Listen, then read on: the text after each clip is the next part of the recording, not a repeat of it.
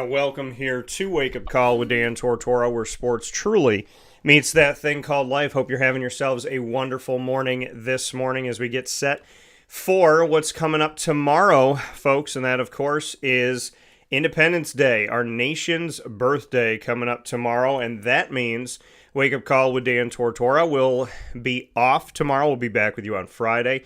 So I hope that you have a wonderful 4th of July. And of course, I'm wearing my shirt today so we can celebrate with each other today.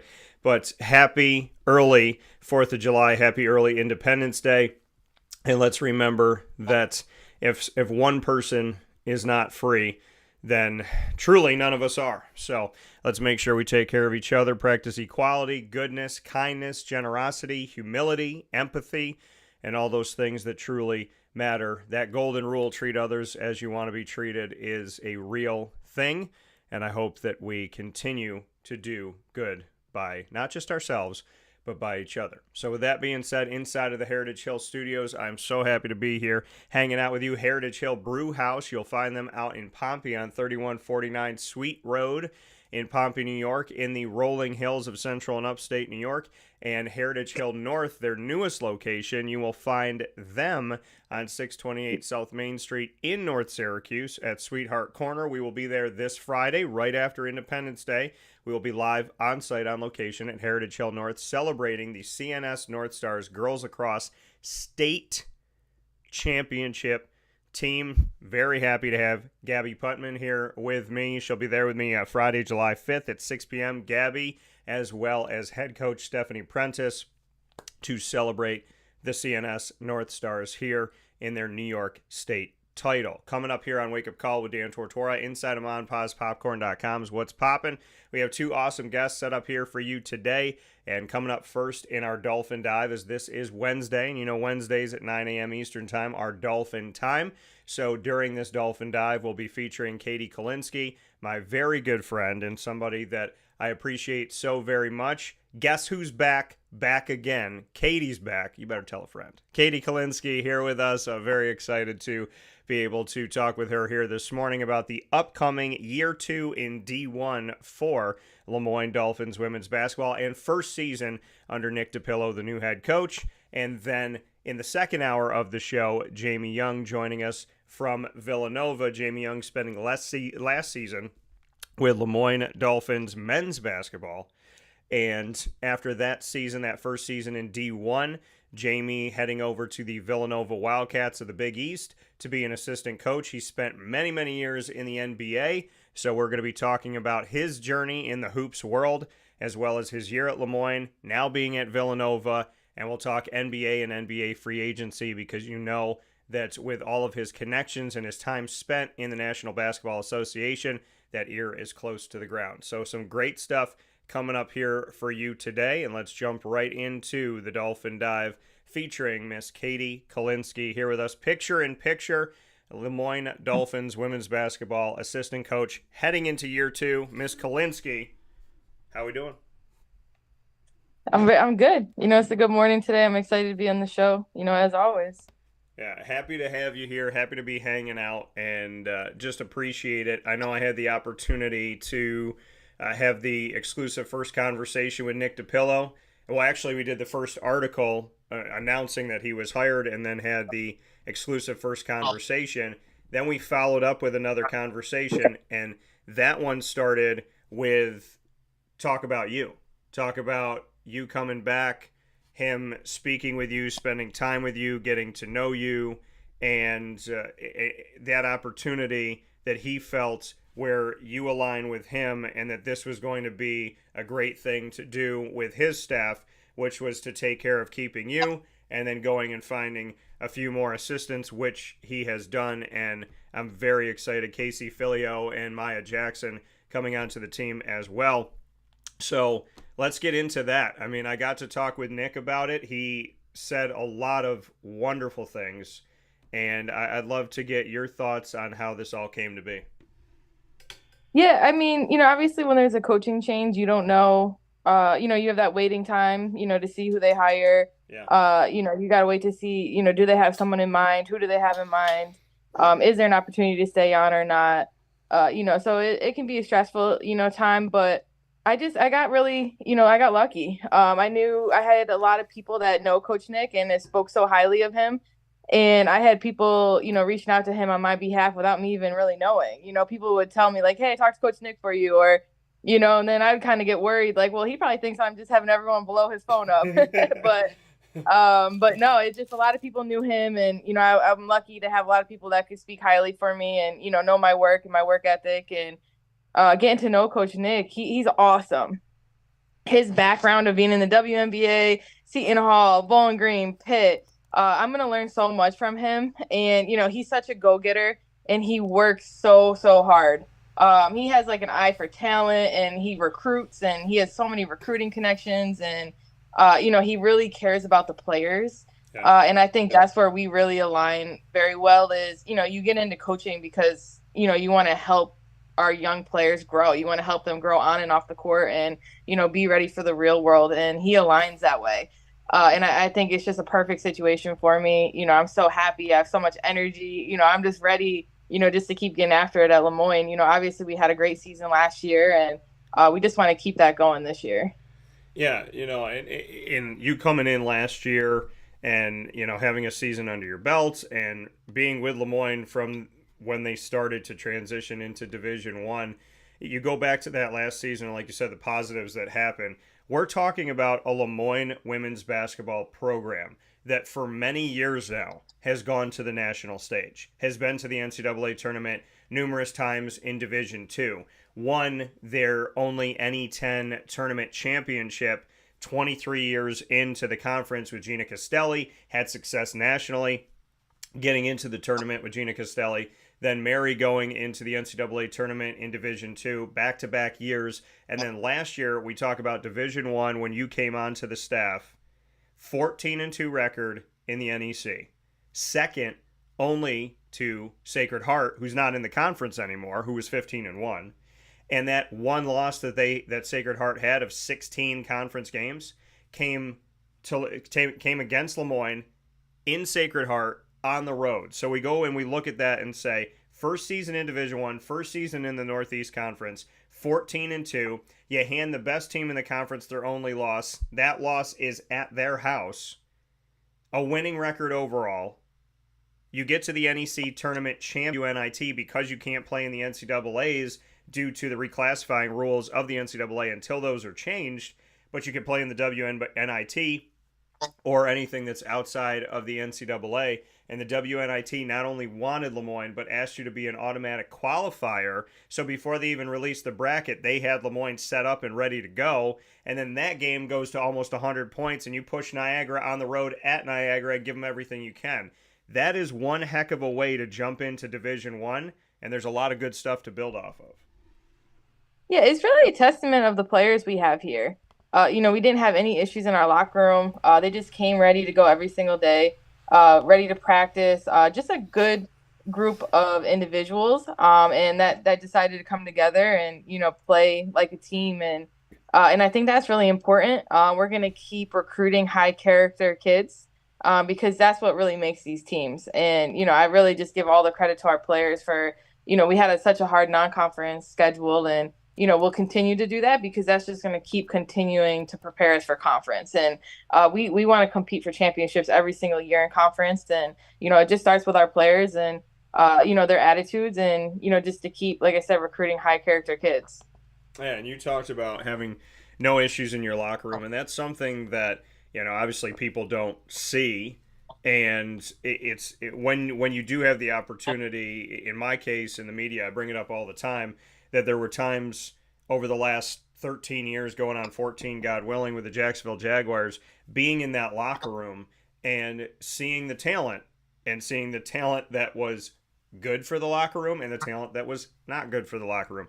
How important is it to have a locker room of cohesiveness, of a true family, not just saying it's family, and of people that care about the collective and not just the individual? Because I feel like the locker room factor goes unnoticed.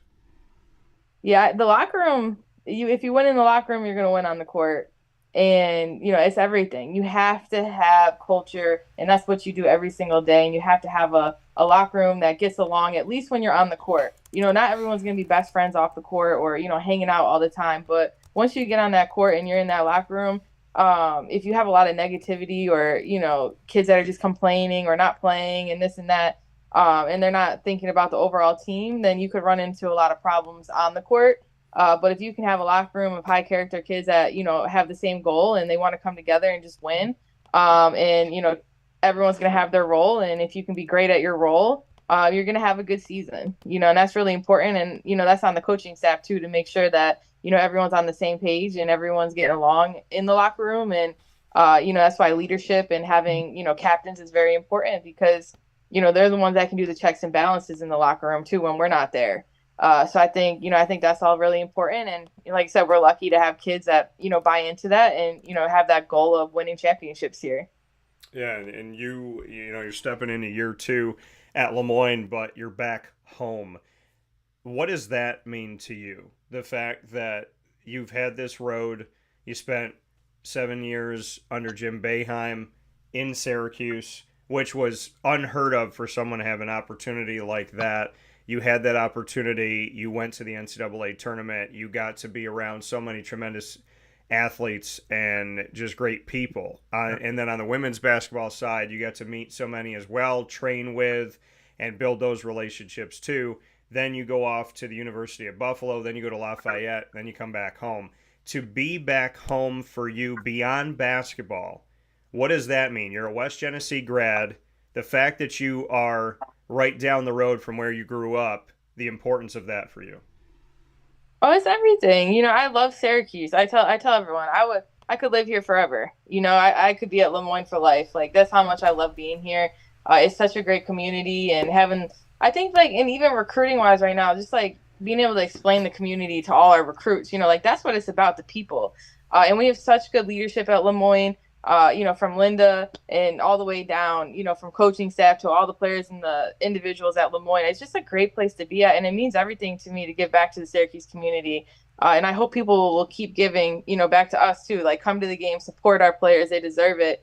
But there's nowhere I'd rather be. I'm so happy to be back. I'm so happy to be here.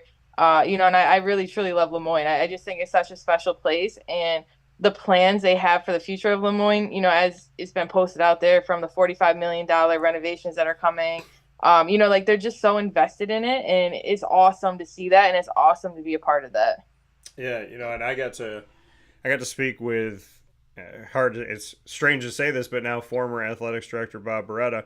I got to speak with him about the plans of the golf simulator coming in, which is now in, and the events and rec center, the reimagining of it. We talked about that back in January and released that exclusive story back January of this year about what's coming, and having the importance of having a track on campus, the importance of having tennis courts on campus, the locker room space and coaches space and everything that's going to come with that.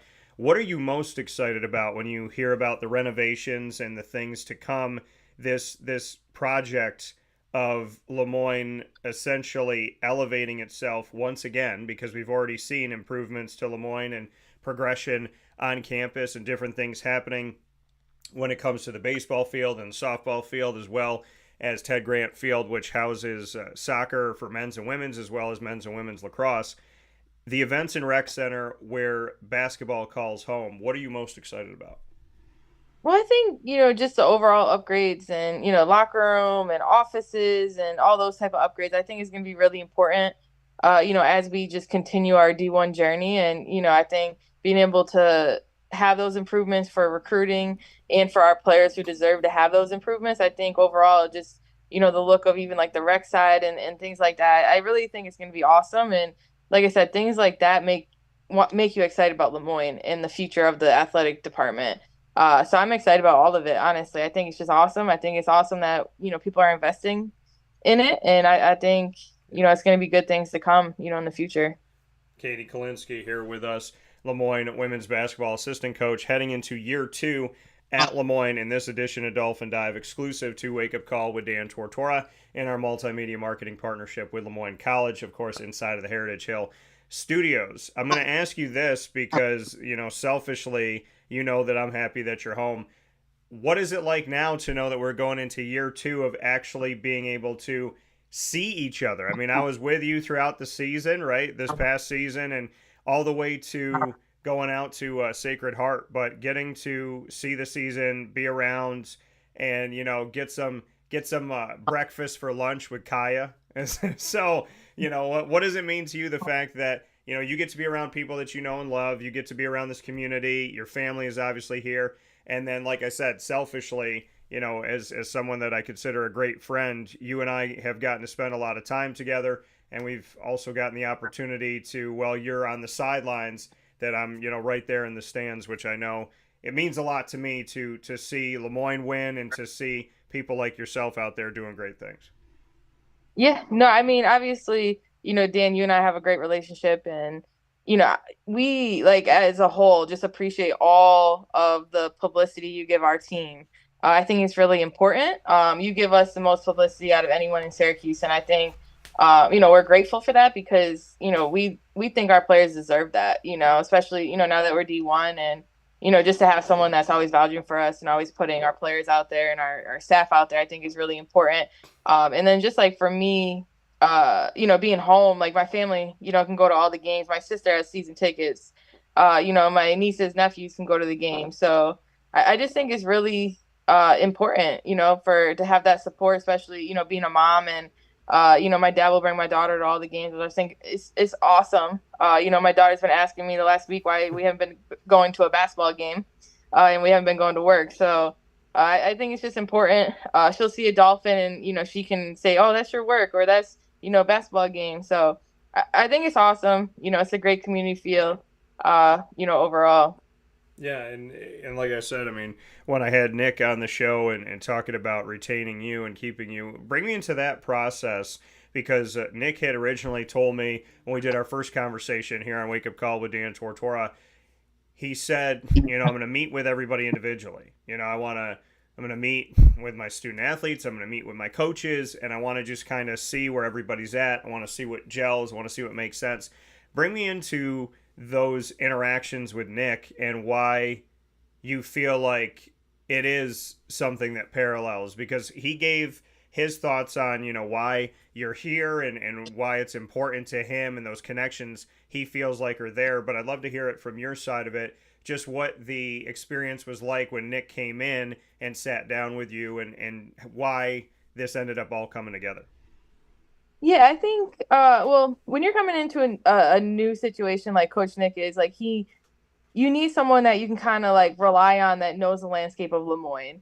And not only that, we had to fill 4 spots on our roster. Yeah. So it wasn't even really like an interview process with Coach Nick. It was more so like, all right, Coach Nick, like this player's in the portal, that player. He was like, okay, I know this player. Let's get this player on campus. And it was just work from the beginning. So I guess like my interview was through work. Like having, players on the roster, off the roster, some players had left, having to do financial aid agreements and all that stuff. So I was kind of like that point person in the middle of everything while they were hiring. And then I just kind of like, I went recruiting while I was waiting to see who they hired, so I had all those recruits I could talk about, and I think it's just through that work, that he kind of saw, what I'm, capable of doing and how I can be an asset to the program. And that's what I kind of prided myself on is how can I make this the easiest transition for Coach Nick, where he got here and it could just be smooth sailing from there. And that's what I kind of focused on throughout the process, because at the end of the day, it's about Coach Nick and making it easy for him, and how can I be an asset? And every day I ask them, like, what can I do to help you? What do you need today? Like that's what makes a great assistant coach. Just being that work. Like I was working nonstop when he got here. He was working nonstop when he got here. So it kind of just aligned in that way. And then when I saw kind of what he was about from, like I said, helping out players and being there for his athletes and things like that, that's when I knew we aligned really well. And I'm very thankful for him because, he didn't have to give me an opportunity. And he did. And, like I'm forever thankful for Coach Nick. And I've been, like I said, I've been ecstatic ever since. And it's been good working. I know yesterday we signed 4 players and it's been a lot of work the last month. I will say that a lot of visits, a lot of recruiting, a lot of phone calls, going out recruiting and things like that. But it's been awesome at the same time. And, it just makes sense. And, I definitely feel appreciated by Coach Nick. And I think that's important. It makes me want to work that much harder to know I have someone that's really in my corner that's, trying to push me to higher heights and, someone that cares, I think is really important. And, that's why it's just made sense. Yeah, I mean, I'm not surprised, and like you said, your interview process was more of what was coming in there, saying, hey, I got these people, I'm going I'm looking at these people, we got to bring these on, these are the ones that are staying, these are the ones that are leaving, that's who you are. You love this game, and it means so much to you, and I think that, those little things, when you love what you do, it doesn't feel like a job. And I know for you, the X's and O's and the ins and the outs and seeing little nuances and things you can tweak and practice and whatnot, I know that you love this game so deeply. And I feel like hearing what you just said sounds like you and Nick connect in that respect of like you just genuinely love ball. You love the recruiting side of it. You love finding the talent, bringing that talent in, working with that talent, finding the right pieces that are going to, put this puzzle together for what Nick wants to run and what you guys are going to be doing as a staff. There's a lot of love for it. And I like that background of it because I think it's important to showcase that because I talk about you all the time and I talk about your love for the game. But for you to be here this morning, I'd love for you to go into like what you love the most about coaching, what you love the most about this game, because I feel like coming from you, I really want to expand what people know about why you're connected to basketball the way you are. Yeah, it's really, since I was in high school, I knew I wanted to be a coach. I didn't know if it was going to be football or basketball because I love both sports. I wanted to be kind of a pioneer in football too. But basketball ended up just being, it just all, from the beginning, I think it was meant to be, going to Syracuse, being able to work with the men's team, and it just helping people reach their goals, their potential, helping them in life. There's so much that, we know as adults that, these young kids are going to go through on a day to day. They can see me be a mom. What does that look like? How is that? And oh, you can be a Division I coach and be a mom. So I think just trying to like teach young adults, kind of the ropes, and then, I want all the players on our team to reach their potential, whatever that is, and being in the gym with them every day. That's my most favorite part about it. Is that's how the relationship really grows. Is when you show that you care about them and they reciprocate that and they get better. But I do it just for the individuals, and I've met some of my best friends through basketball and a lot of friends through basketball and in this business. And, it has just brought me different places of the world, and we're always traveling. And like next week, I'm going to Kentucky to recruit and, being able to talk to all the coaches on the road. And, it's awesome. I don't even really think it's a job, to be honest. Like I get to wake up and do basketball every day. That's not a job. And I just think it's an awesome thing. And my daughter can grow up in a gym and around, amazing young adults and, that she can kind of call her sisters. So, I just think it's just an amazing, amazing, passion of mine. And, I love talking the game. I love watching the game, and I love, going to practice and all that stuff. So, it's just an awesome, awesome thing to do. And, hopefully I can help some people along the way too. It was funny in my travels recently here within the past week, I was talking about Toronto and the Raptors winning in 2019. And I just so happened to be having that conversation. I said, there was only one person there with me that day. There's only one human being sitting to my right, watching my team that I've loved since I was 9 years old win the NBA championship. And I was like, you know who that was? I was like, that was Katie Kolinski. And when Kawhi Leonard finally was going to say human words, they shut him off, and I'm still sad about that. But, but going back to those times and just that love for the game, I think, what I'm saying when I'm saying that story, Katie, is that I'm sharing with people that you love this game so deeply, and you also love this community so deeply, and as busy as you are and as many things as you have going on, you always find time to be a friend.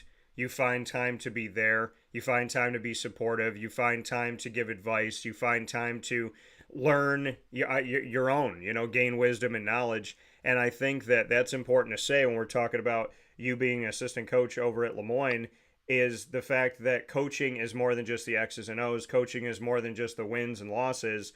It goes into somebody who genuinely cares about people, has empathy for people, wants to understand where you're coming from, your why, what you're passionate about, what matters to you.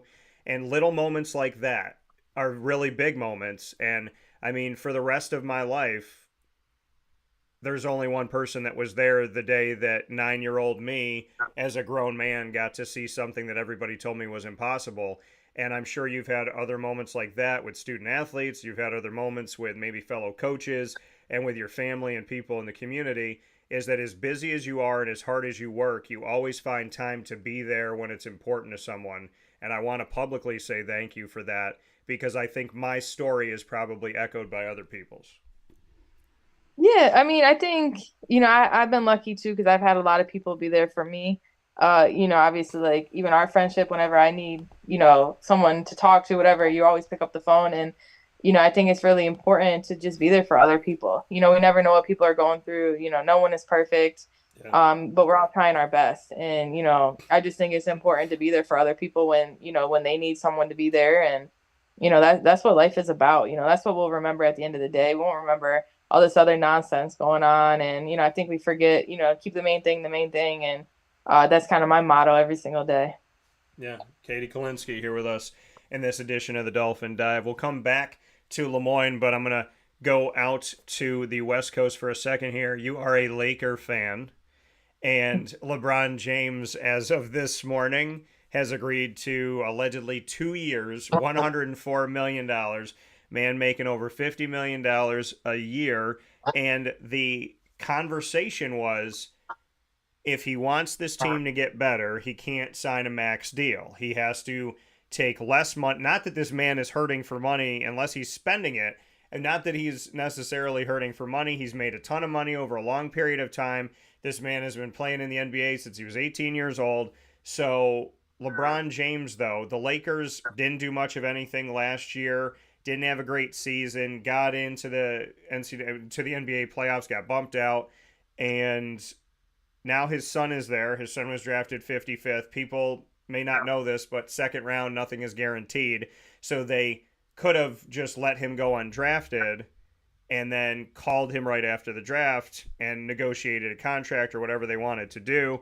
But LeBron has power, I believe, and so Bronny gets drafted. Not that I don't want Bronny to get drafted. It was just one of those situations of the Lakers really didn't even have to do that. They could have just waited a few more minutes and called him after the fact. But now Bronny's there. LeBron is staying there. He's taking over $50 million a year, which means they're probably not going to be able to get anybody. They've lost people over time, and they haven't made a lot of moves. I think they've made one move outside of the draft. So it seems like the Lakers are going to try and go at it again with the almost exact same team, and now with JJ Redick as the head coach.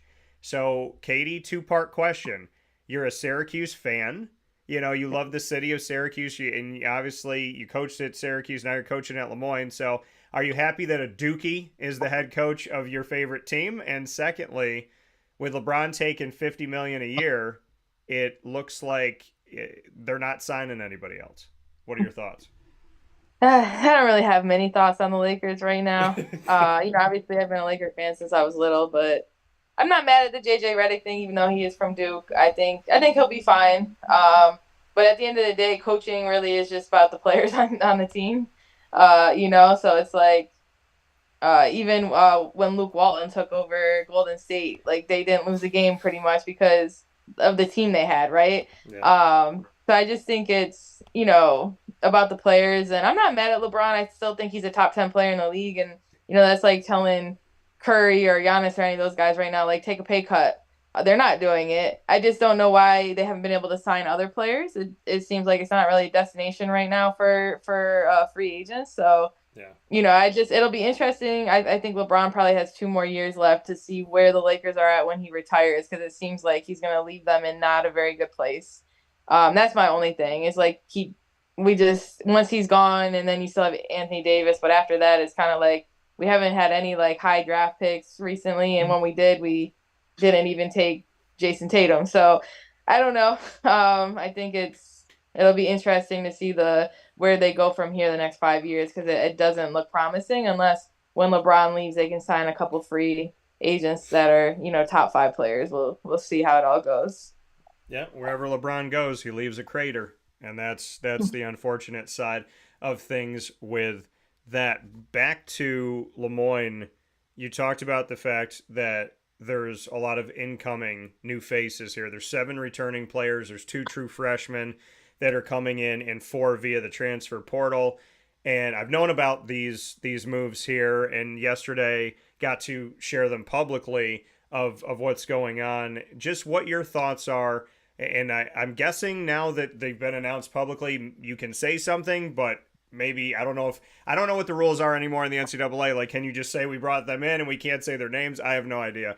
But from the coaching side, but from my side of it, I got to publicly put out the names and to let people know that on a roster that is coming in for 2024-25, we have essentially half of it returning and half of it new, with 7 returners and then 6 right now, 4 via the transfer portal, 2 true freshmen are all going to be new faces on the team. What's this dynamic for you of who's returning and who's coming in? What can you say to fans about what this team, this season, this iteration of the Dolphins is going to look like? Yeah, I mean, obviously we lost a lot from last year's team from, obviously Toya graduating, and she was a key piece of the team and, Kaya leaving and things like that and, Lusher leaving. But I also think at the same time, we brought in a lot of experience, which isn't always the easiest thing to do when you lose some players. So we're really happy about the, team we have. We think that we, upgraded in a lot of areas and we feel like with the players we have returning and they know the locker room and they know, the culture wise and how important that is. And, we have some experience returning too. I think all of it together with our incoming freshmen, I think we're going to have a really good season. We're really excited about our team. Like I said, like we brought in some experience of, kids that started at their old schools, and, Yeah. I think that's so important in bringing in grad transfers that have done it for 4 years and know work ethic and know what it takes to be really good. And, I just think our team as a whole with our returners, with our, players from last year, I think it's going to be a really good season and we're really excited about it. Obviously, it's on us to get everyone to mesh and put them in the right places to, be successful. But, we feel like the team as a whole has a really good chance of being really good next year again. Yeah, and you talk about the team coming up this upcoming season with Nick DiPillo deciding to keep you on staff here as an assistant coach. He went to find 2 more additions to his staff, and he has since done that in Casey Filio and Maya Jackson. Your thoughts on Casey and Maya, who will be joining Wake Up Call for conversations you won't find anywhere else, and I'm really excited for you to get to know these new assistants coming to LeMoyne. But what are your thoughts on Casey and Maya? I think they're awesome. I obviously haven't known them very long, but Casey started on Monday and right in the fire with, 4 recruits on campus and everything else. So I think, it's important to have a full staff. We added another full-time assistant from even last year. That I think that's very important. And Coach Nick and I have been just kind of winging it the last month, so it'll be nice to have a little help in here and people that can make recruit calls, that can help with the day-to-day stuff, help on these visits and things like that. I think Casey, hard worker. She's young, but she works, as hard as anyone. She'll be first in the office, last to leave the office. She won a lot of games last year, Division III coaching, and she played, so she has that experience. I think she's going to connect really well with our players because, again, she aligns with making sure our players are good. And then Maya just got done playing in Cincinnati, and some of the stuff is going to be very new to her and getting her up to speed, but at the same time, she has that experience and is going to be able to relate to our players because she just got done with it. So she's going to have so many stories she can tell. She can help them in so many ways, and I think her development on the court is going to be very big for our players, and I think she's going to be another one that just gets after it. So I'm really excited about the staff. I think obviously Coach Nick, he's awesome. I think he's he does a great job of, keeping us all in the loop and keeping us all together. And I think it's going to be a great season with everyone. Yeah, looking forward to it. Absolutely. Year two in Division One and the reclassifying of LeMoyne College from Division Two to Division One and going into this next season here talking with Katie Kolinski inside of the Heritage Hill Studios on Wake Up Call. Katie, for you, what did you learn about yourself as a coach last season going into this season? Last year was definitely a lot of learning for me. I think just getting back to why I coach, I think is going to be important this year. Just like pouring into our student athletes. I learned a lot about myself last year, and I just have to be myself every single day. And I think that's most important is just being yourself and pouring into our kids, and just working as hard as you can work, and just having faith going into every game that we can win it. We are going to win it. But I learned a lot. It was definitely a learning year for me.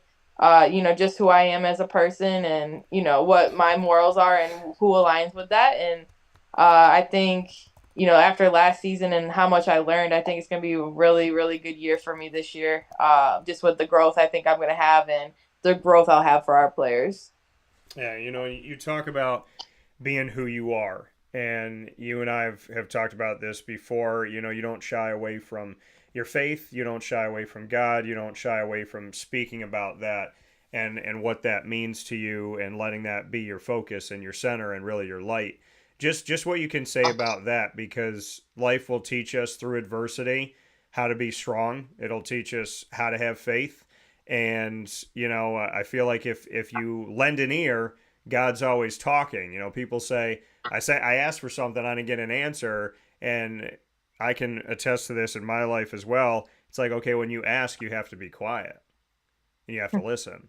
So, what have you done in this past year or so to listen more to God, and just what you can say about maybe what you've heard and what you take away from your faith? Because I know that that's something that you and I link up on, and I really do appreciate that. Yeah, I've learned just to just trust things more. Like I've just this whole year I just have self-reflected. I think that's really important to self-reflect because, none of us are perfect. I don't think I'm perfect in any way. I know I'm just like a work in progress every single day, and, leaning on my faith and who I am, and, trusting the process. And there's a lot of uncertainty for like a good month, and, learning through that process and who I was and how I can handle things better and how I can handle those type of situations, because I've never been in a situation before of a coaching change, and that was new for me. And everyone will say, oh, you got to handle it this way, that way, but when you're in the stress of a moment, there's a lot of growth and a lot of learning. So I definitely learned through that, and just learning to trust things a little bit more. Because everyone told me, you're gonna be good, you're gonna be good. And I didn't realize how good it was gonna be, once Coach Nick got here, and how amazing he is and how happy I've been. I think that's very important. And, I just learned a lot through that process. So I think, just leaning on, trusting more and, like you said, God and all that stuff, I think is really important going forward. Yeah, and when it comes to Nick, I know we've talked about what you can say about what LeMoyne truly got in him as a leader, not just as a coach, but off the court as well. Just him being on campus on the Heights, what that means for LeMoyne. Oh, I think it's gonna be awesome for LeMoyne. He's just someone who gets it, just the Jesuit values and the values he has as being a family person and a father. And I think that just aligns with LeMoyne so much, that family oriented person, and just someone who works so hard. I think they got a gem. Throughout the process, I didn't know who they were gonna hire or what the candidates were gonna be like, but they got a home run hire. Honestly, just a home run, just hire from his background, what he can do, what he's about, and just his leadership skills. I think have been really important. Just making sure everyone's on the same page. Being able to communicate to everyone, I think has been really important. And I think they're just gonna get someone who like really gets it. And I think people like him, they're gonna find ways to get wins just because of who he is and how he works. So I really think they got a home run hire. Awesome news. Awesome to hear. I'm excited, and I echo that, and I agree. I think Nick, from the first second that I talked to him, just different in a good way, bringing something to the table. I'm really excited about. Let's play some rapid fire as we always do. Katie Kolinski, Dolphin Dive, here in our exclusive multimedia marketing partnership with LeMoyne, and we are inside of the Heritage Hill Studios. Katie, you get the first question. What do you got for me? Oh, question. Yeah. Oh, I don't know. You put me on the spot. I don't even like. Uh, Anything in the world. question. Okay. I don't have any. I don't really have any questions. I don't know. I'm just going with the flow of life. I like it. I like it. I'm like, what's rapid fire? I got nothing, Dan. All right, cool. I don't have to be on the hot seat. I like that. I like that. So, well, I guess we'll say this then. Instead of if I'm not going to have to be on the hot seat today, I guess that's a little holiday come early here. But what my I'm going to say my question to you, Katie, is in the WNBA right now, what are your thoughts on the team that you believe will win a championship? And who do you truly believe is the face of the WNBA right now? I think the Liberty are gonna win the championship this year. I'm gonna go with my girl Stewie. I gotta uh, hometown. I gotta go with Stewie. I think she is the most complete player in the league right now. I know it's like between her and Asia Wilson, but I'm still gonna go with Stewie. And then the face of the WNBA right now, if you want me to honestly say it, is Caitlin Clark. I read something earlier that had the All-Star voting last year to this year, and it went from like the top person getting 70,000 votes last year to like the top person this year getting 700,000 votes. And there's no mistake about Caitlin Clark and who has brought a lot of publicity to the league. Having arenas sold out and Yeah. most of the fans rooting for her is unbelievable. I've never seen anything like it. And that doesn't take away from the Diana Taurasi's and Brianna Stewart's and the Candace Parkers and Nancy Liebermans of the world who started it all. Yeah. But Caitlin Clark has just made it even more. So it's okay to talk about Caitlin Clark and talk about the history of who started it. So, but right now it's got to be Caitlin Clark. Yeah. Yeah, and I think talking about Caitlin doesn't it's just weird to me the media fabrication of things where it's like well, you can't celebrate Caitlyn because you're not disrespecting anybody.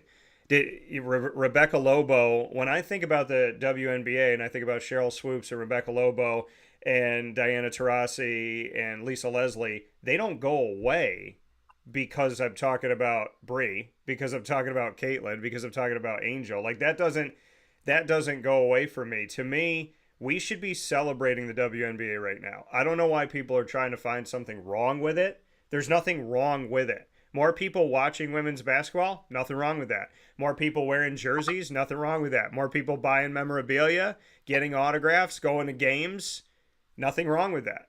So I will say this, though, in closing, you and I promised each other a game, and at some point, we need to make that thing happen because I'm like, I want to go to a WNBA game, but I made a promise to a friend. And the first time that we go out to the game, I mean, I gotta keep that honor to you, Katie. So we have to pick a game at some point and make sure we go to one.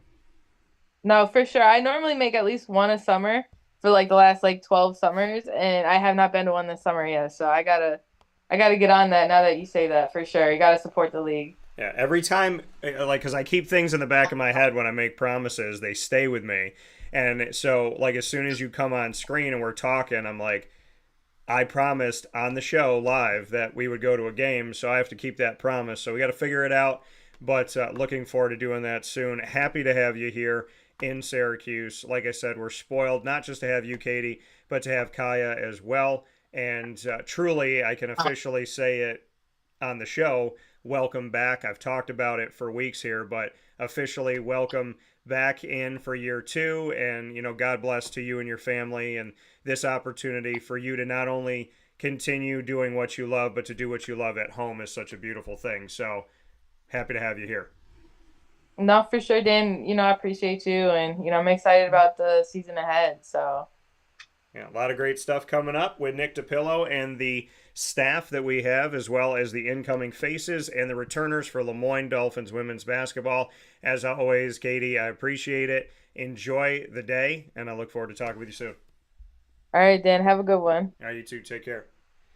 That coming here from Katie Kolinski on Wake Up Call with Dan Tortora, where sports truly meets that thing called life. Yeah, and when you make those promises, you got to keep them. So I'm sitting here thinking about that and thinking about the fact that I got to get myself out to a WNBA game. But definitely, I mean, who is surprised?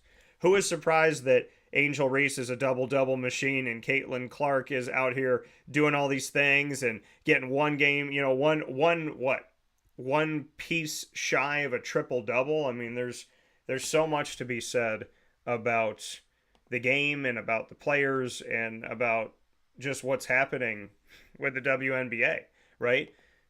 And the thing that I feel good about is the transition of people watching players like Angel and Caitlin in college and seeing how big those, games were and how many people went to the arena and how many people watched, and then saying, okay, well, when they become professionals, are people going to continue to be there? Are they going to continue to watch? Are they going to continue to care? And I feel like that answer is yes right now, and I hope it continues to be.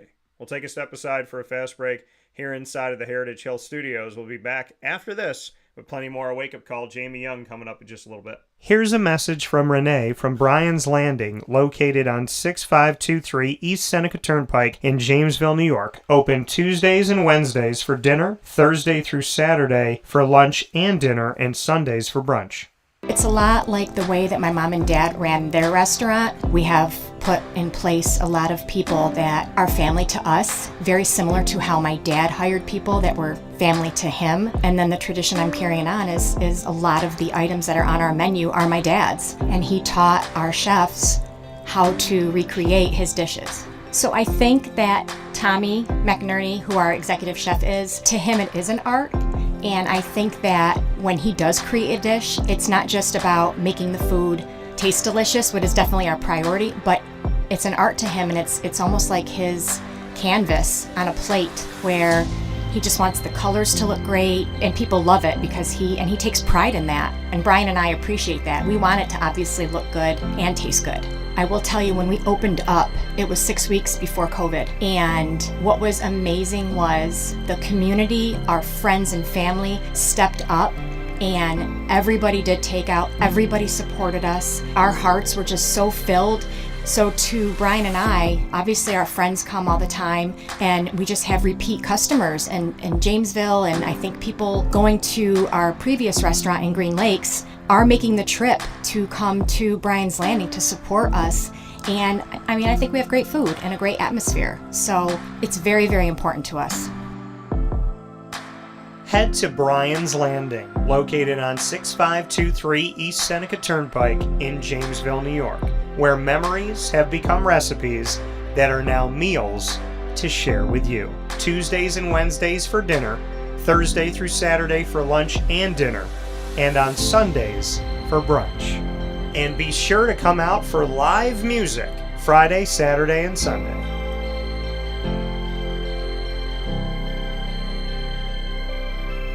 Here is a special message from Brian Bruno, owner of Servomation Refreshments Incorporated. I grew up in the family business. I had the experience of working for a national food service company with thousands of employees, and as much as I enjoyed the experience I had, there was something about owning my own company and being able to change the things I saw wrong with the industry firsthand, which is why I moved back to my hometown in Canastota, New York, to launch Servomation. It was back in 2007. When we first started the business in 2007, really you didn't find any machines with credit card readers. There was a lack of variety in machines. You got stuck with basically whatever the vending company wanted to sell that day. There was a lot of inefficiencies in the business, and those were all things that we saw as opportunities, both from a customer level to improve and from an operating level to be more efficient.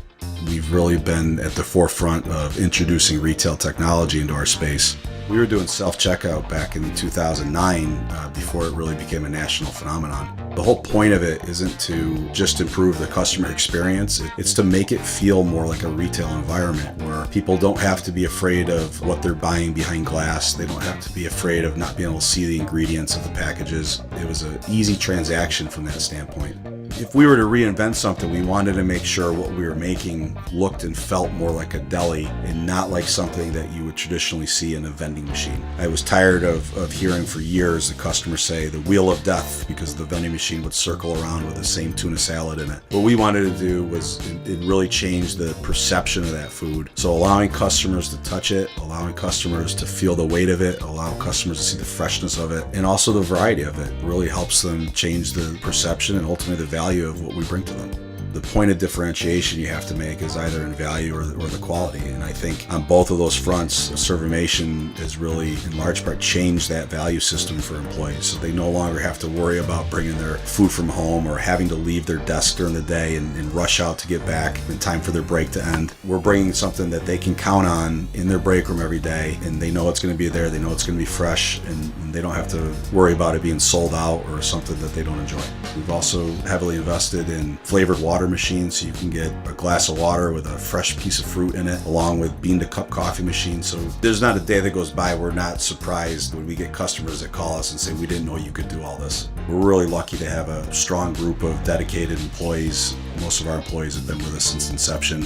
They're family to us, and people like doing business with people they like and trust. And I think the same thing goes for employees. In a day and an age where there's a lot of corporations that just look at an employee as a number and don't get to know them, that's just not the way I was raised or how I like to do business. So we're a little old-fashioned. We like getting close to our employees. We like knowing how we can help them. We like knowing how we can improve their lives, adjust their schedules, whatever it may be to help improve their quality of life. And we think in the end that makes for a happier employee. We're fortunate enough to have really grown over the last several years, and from Pennsylvania to Massachusetts to Connecticut, we really do have a strong connection, even though we're not in the rooms every day with these employees. There's not one single employee that we feel like we don't know, and certainly we know they can call us at any time, and they're definitely treated as family to us. I wake up every single day really excited to surprise our customers in a good way. The one thing I could tell you is I think that every one of our employees and every one of our customers will continue to be at the forefront of every decision we make. Find out how Servomation can help you and your business by going to servomation.com.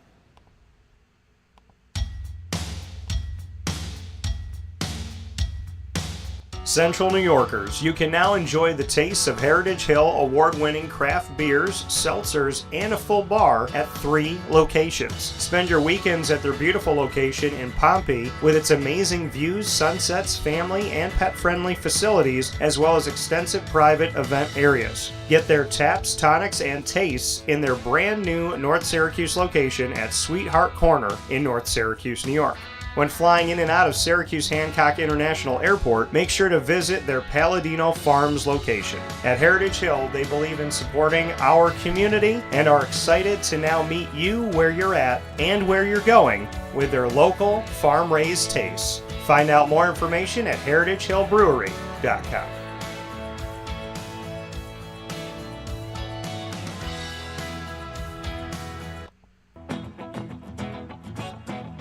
This is Amy from Mother's Cupboard, home of the whole frittata. We are open daily 6 a.m. to 1:30 p.m. For takeout orders, call 315-432-0942 and tune in to Wake Up Call with Dan Tortora for our monthly food challenge and try our Wake Up Call signature menu item available 7 days a week. Here at Mother's Cupboard, we are Central New York, and it's our honor to serve you.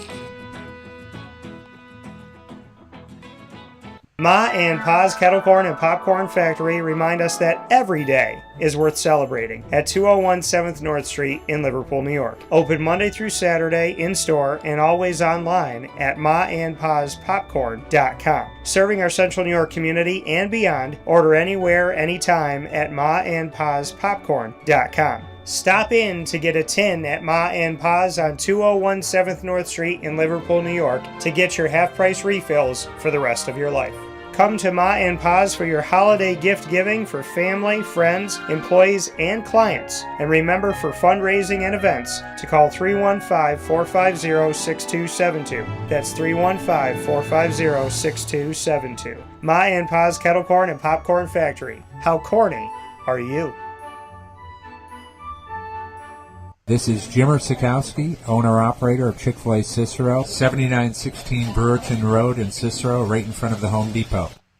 I had a deep feeling that God wanted me to do something bigger with my life and to help people, help others. He kept putting Chick-fil-A in my life, and I realized as I was going through the franchise selection process that positively impacting the lives of others was really core to what we do here at Chick-fil-A. First of all, it starts with the food. The food is brought in fresh daily. We bring in local produce. We prepare to order in the kitchen. We hand bread our chicken. We hand spin our milkshakes. It's great food. It doesn't taste like fast food. I think the second thing is the way people feel when they come in a Chick-fil-A restaurant. It's different. We try to treat people with intentional kindness here, which is very different and deeper than good customer service. And so I think it feels remarkable for most people to come in a Chick-fil-A restaurant. And then lastly, the impact that we try to have in the community is very different. It's a big part of the expectation of every operator of a Chick-fil-A restaurant is that they're actively engaged in their community, they're a leader in the community, and they're making a difference. When they realize that what we're striving to do is to shine a little light in their life, that's a very, very different experience than you will have in any other quick service restaurant. And it's that remarkable experience that I think people will emotionally connect with. And a welcome back here to Wake Up Call with Dan Tortora, where sports truly meets that thing called life. We appreciate you being here, hanging out with us inside of the Heritage Hill Studios here with you on Wake Up Call with Dan Tortora, Monday through Friday from 9 a.m. to 11 a.m. Eastern Time. And, of course, Heritage Hill, you'll find them at the Brew House on 3149 Sweet Road in Pompey, New York, on the beautiful Palladino Farms. And, folks, I mean, it is, for those of you that know, that have been out there, it's picturesque. It's absolutely picturesque. It's a beautiful, I call it God's landscape. It's like just a paintbrush of going out into the world, looking at what's right in front of your face and thinking that you've walked into a picture. That's what it looks like when you go out to the Heritage Hill Brew House. Just absolutely amazing, beautiful grounds. Great to go there. And if you have an event or something coming up, of course, you can utilize the space as well. And then Heritage Hill North, the home of our CNS North Stars broadcast. Definitely want to get yourself out to Heritage Hill North and experience what that's like as soon as you walk in. Just an awesome, awesome local place for you. Great food, a unique menu, unique flavors to the menu. And, of course, those Heritage Hill favorites that you love going to the brew house for, you can now get at Heritage Hill North as well. We'll be there this Friday, July 5th at 6 p.m. celebrating the CNS North Stars state championship team for their girls lacrosse team. So Heritage Hill North, 628 South Main Street in North Syracuse. And we look forward to seeing you there this week. Ma and Pa's Kettle Corn and Popcorn Factory bringing you what's poppin' and inside of Wake Up Call on today's broadcast. You heard from Katie Kolinski. Now it's time for us to have our conversation here, picture in picture, with Jamie Young. And Jamie and I have had the opportunity to speak with each other this past season. We met when he came over to LeMoyne, and now he is with the Villanova Wildcats, and he is with us here picture in picture. A lot of history to talk about, and now wearing that Nova. I love it. So good stuff coming here with Jamie Young. Jamie, how are you today? I'm great. How are you? I'm doing well, and I don't know how many people collectively passed out that are Syracuse fans that heard me say I'm seeing that Villanova stuff and I love it. Let me make clear about this. Fan of Jay Wright, fan of the program and the work that they've done and the student athletes that have come through. And I'm a big fan of the Big East and a fan of real basketball.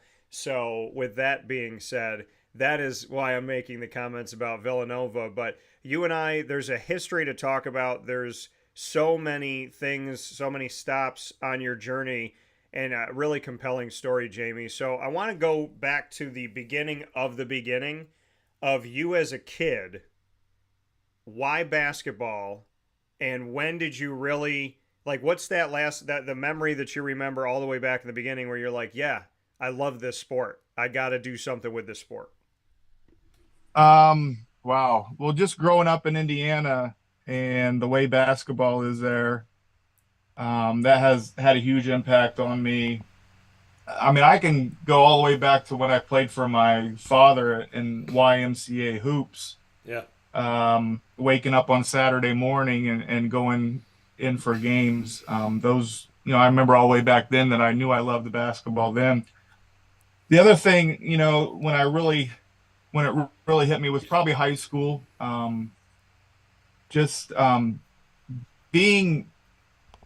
Playing high school basketball in Indiana was different, especially back then. We had the smallest gym in our conference, and it seated 6,000 people. So it was a different atmosphere for sure, growing up in Indiana high school basketball. Yeah, and you go back to Indiana and the roots that you have there, and like you said, telling us a little bit about your story of falling in love with the sport. How would you describe basketball in Indiana? How would you describe the atmosphere and the culture that you grew up in connection to basketball? It was crazy. At that time, Bob Knight was at Indiana, so you were either a Purdue or Indiana fan, and those Indiana games were wild. The rivalry between Purdue and Indiana, even to this day is still big, but going back to the Gene, Katie, Bob Knight era, there was, it was tough. If you were on the losing end, you heard about it. So that had a big impact on me. I grew up an Indiana basketball fan. So that had a huge impact on me, just on what I wanted to do with my career. And when you thought about, like you said, having an impact on you on what you want to do with your career, how did it impact you being an Indiana fan to this day of putting this career together for yourself? Well, it started with my high school coach, a man named Ed Schilling, who he actually coached a high school game at Logansport High School, an NBA game as an assistant with the New Jersey Nets, and a college game as an assistant with UMass, all in a calendar year, 365 days. So he had a huge impact on me and what I wanted to do. Just following his career and his path, I knew that I wasn't going to be playing probably professionally, so I wanted to get into basketball, and that was really how it all started. And then we look at the fact, the team that is, of course, in the spotlight right now with a record 18 NBA titles, passing the Lakers 17. We look at the Boston Celtics. You spent 2 decades with the Boston Celtics. You did a lot of different work elevating up through the ranks and being there after coaching changes and whatnot, which is a very difficult thing to do, to stay on staff when there is a changing of the guard, so to speak. So I know that this is probably a very loaded question because we're talking about 2 decades of time, but bring me into the experience of being with the Boston Celtics. And I'd love to start with that moment of how did you get the opportunity to go into Boston? That's a good story. Actually, it's probably one of my favorites to tell. So when I was done with college, I went and coached for a while at Greenville University in Greenville, Illinois. And while I was there, I used to work 5-star basketball camp, which was kind of the big camp in the country where a lot of coaches made their niche and players became known, and really before AAU became such a big thing. But while I was at 5-star, I became good friends with a couple people, and one of those was Brendan Brown, who is Hubie Brown's son, and then another one of those would have been Frank Vogel. Frank Vogel was actually my roommate for a couple of weeks at 5-star basketball camp. So I had an opportunity to before I worked with the Celtics to go to the New Jersey Nets in a small video role, and that really blossomed because of a good friend of mine, Brendan Brown. So I spent 1 year with the Nets, and then while I was with the Nets, the Celtics were starting their that was Patino had just gotten released, and Frank Vogel was on that staff, and he asked me if I wanted to come to Boston to do video. So I went up there for 3 days, interviewed, and ended up getting that job as the video coordinator under Jim O'Brien, his first year as head coach of the Celtics. Yeah, and we look at your time in Boston, 2 decades there, like I said, qualifying for the playoffs 17 times in 20 years while you were a member of the staff of the Boston Celtics, advancing to the Eastern Conference Finals 6 times, appearing in the NBA Finals in 2008 and in 2010, and the 17th championship won by the Celtics, the last one before this season you were a part of back in 2008. So you know what it's like to be on a team that is consistently good, not occasionally great, brought themselves to numerous opportunities in the playoffs, getting to the Eastern Conference Finals, getting to the NBA Finals. Some teams have never done it, and you were there when the team did it in 2008, 2010, and you have a ring to celebrate that moment back in 2008. I would love to look at that because there's been so much conversation in 2024 about 2008, about the last time it happened. And if my memory serves me correctly, the day of the year of this 2024 championship was the same day 16 years ago in 2008 that this came about. So paint us a picture, bring me to 2008 and being on the court when the confetti falls and you're an NBA champion. Well, it's really the same picture that you paint as a child when you do a countdown, when you're in your room and or out in the driveway, and you 3, 2, 1, you take a shot and you imagine your team winning the championship. It was that moment. Just being there when the confetti fell was phenomenal, but the best part for me was the locker room celebration after you left the court. That was by far a highlight of my life, something that you always watched on TV as a kid growing up, and something that I wanted to be a part of, as a player. But unfortunately, that never happened. But just being part of the Celtics in general, it's a top-notch organization.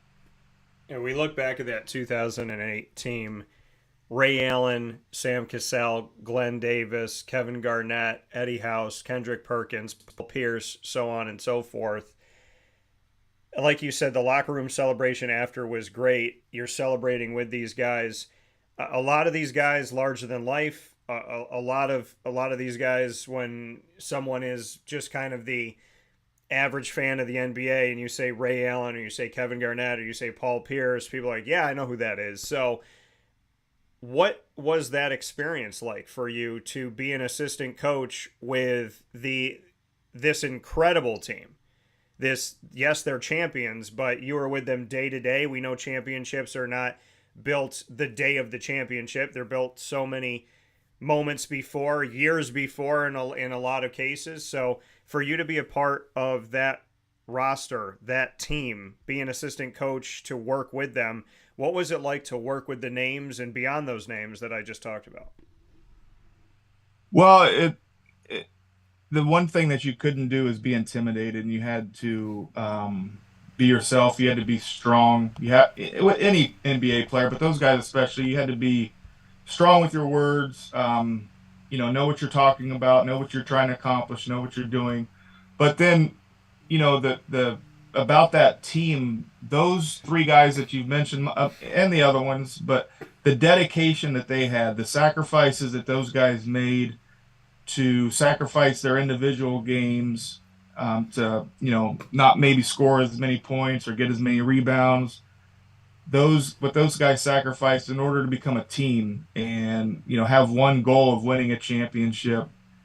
that's probably what impressed me most with those guys. The lack of egos, the work ethic. Kevin Garnett's work ethic is second to none. Just a quick story. There was a time, we were in practice, couldn't get him Doc was trying to get him to sit out of practice. He refused to come out. Does eventually come out, but then the whole time he's out, as we're scrimmaging, he's on the side, running up and down the court, calling out coverages and his defensive stance, yelling, acting as if he was in the game. So, to me, it was just the thing that impressed me the most about those guys is just a work ethic. Ray Allen has, he's notorious for his pregame ritual for shooting, getting there hours and hours before the game starts.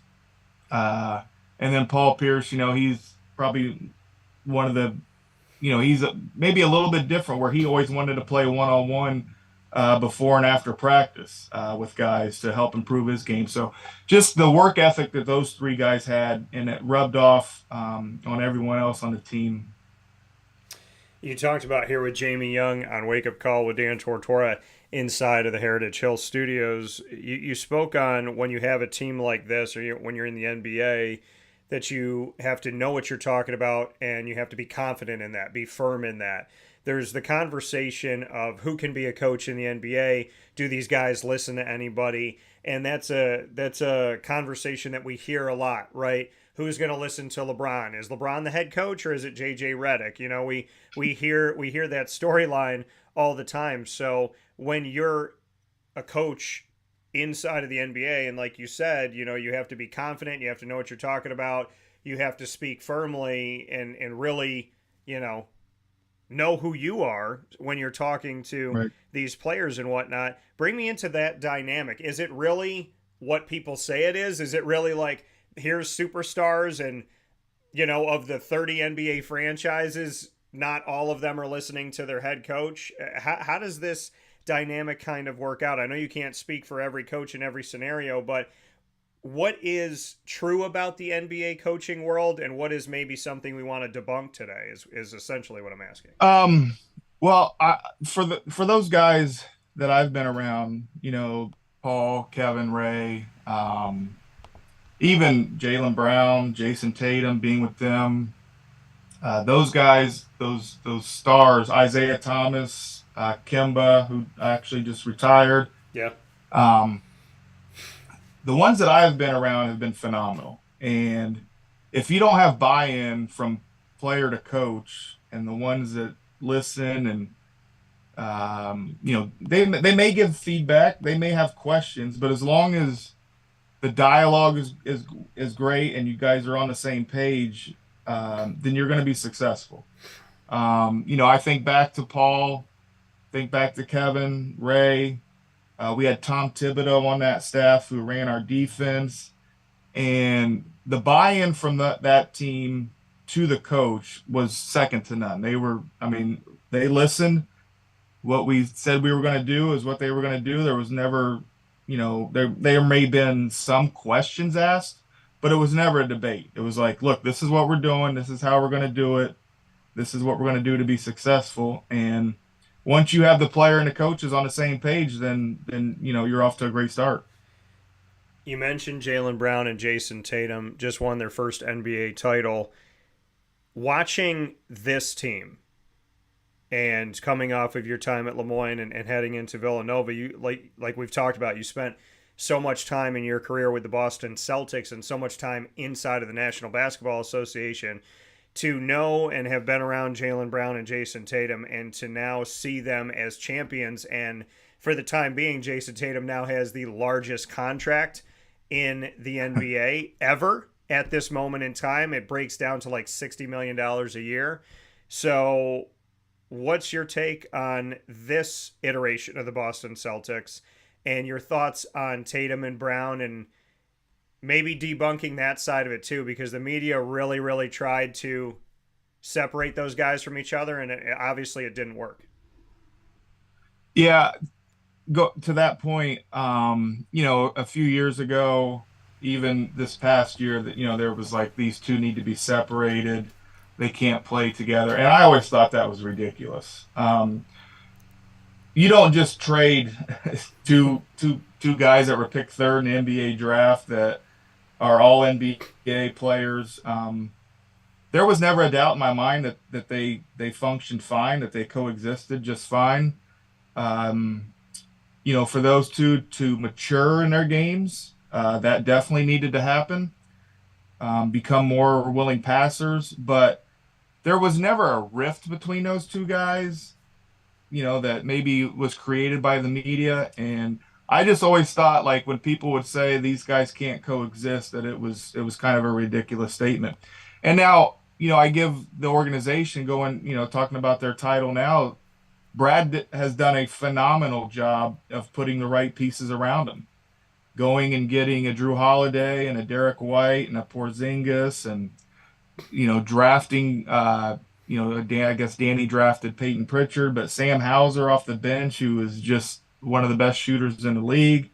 They got the right pieces around them, and they deserve all the credit for their maturity and their growth as players and getting the job done. And to be honest with you, it's something that the league's going to have to be dealing with for, I would say, the next at least 3 to 4 years. Yeah, and you're in Villanova now, and so we know that in Philadelphia, Pennsylvania, you'll be spending time. Also in Philadelphia, Pennsylvania, we have the Sixers, and you spent time there as an assistant as well in the NBA.